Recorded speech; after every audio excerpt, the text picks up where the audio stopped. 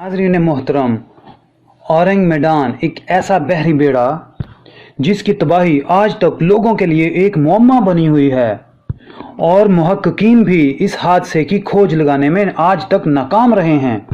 और अमूरी राय इस हादसे के बारे में यही है कि किसी गैर मरई मखलूक ने उसको बिल्कुल तबाह कर दिया था।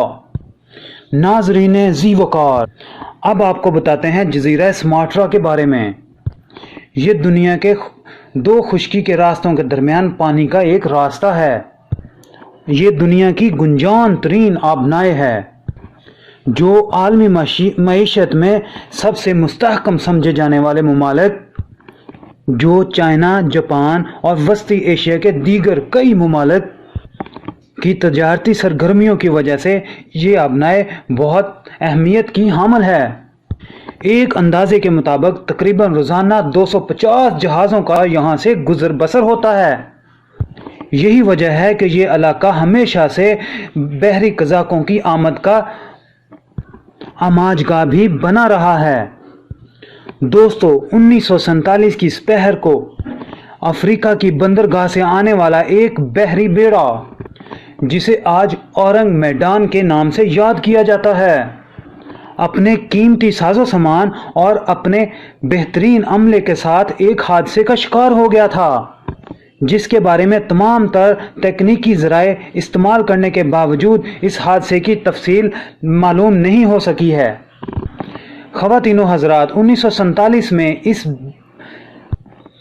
समंदर से गुजरने वाले बहरी जहाज़ को एक अजीबो गरीब टूटा फूटा पैगाम वसूल हुआ।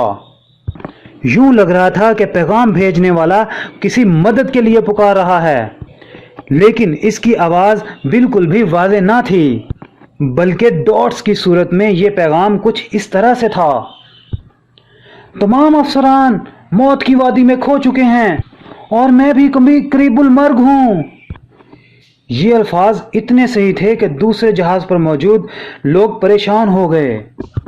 पैगाम वाज़ेह ना होने की वजह से इस जहाज़ की सही सिमत का भी पता ना था। आखिरकार अमरीकी खोजी कंपनियों की मदद से इस बहरी बेड़े का सुराग लगाया गया। जब अमदादी टीमें इस जहाज़ के करीब पहुंची तो उन्होंने देखा कि समंदर की लहरों पर हिचकोले खाता हुआ एक बहरी बेड़ा इस बात की दलाली कर रहा था कि अब जिंदगी का कोई वजूद इस बहरी बेड़े पर कायम नहीं रहा होगा।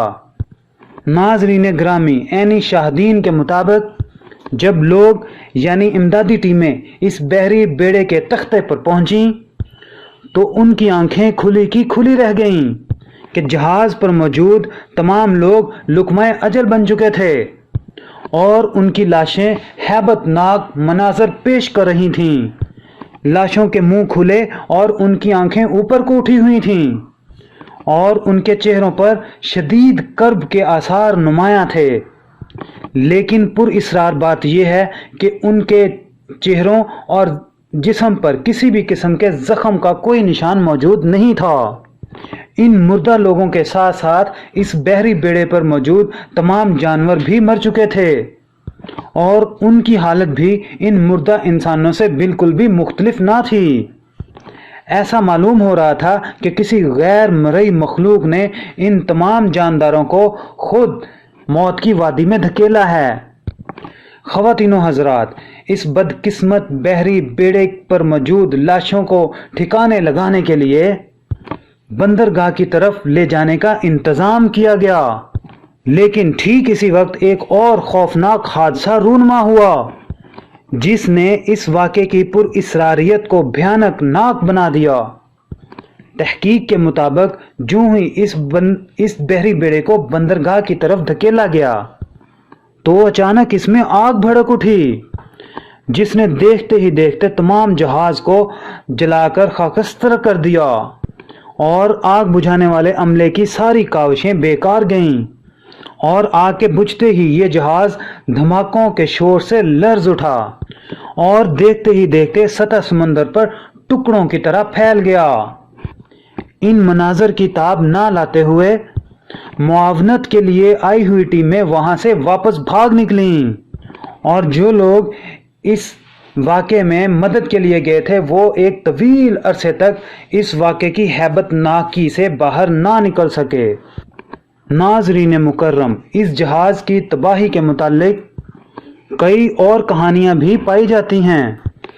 بعض کے نزدیک اس جہاز پر فلوریک ایسڈ کی موجودگی کی وجہ سے یہ حادثہ پیش آیا، جبکہ قریب ترین قیاس یہ بھی ہے کہ یہ جہاز پوٹاشیم سائنائڈ جیسی زہریلی گیس کی سمگلنگ میں شامل تھا کہ جو ہی جہاز پانی میں داخل ہوا، ایک کیمیائی عمل کے ذریعے گیس پورے جہاز میں پھیل گئی اور جہاز پر موجود تمام افراد لقمہ اجل بن گئے۔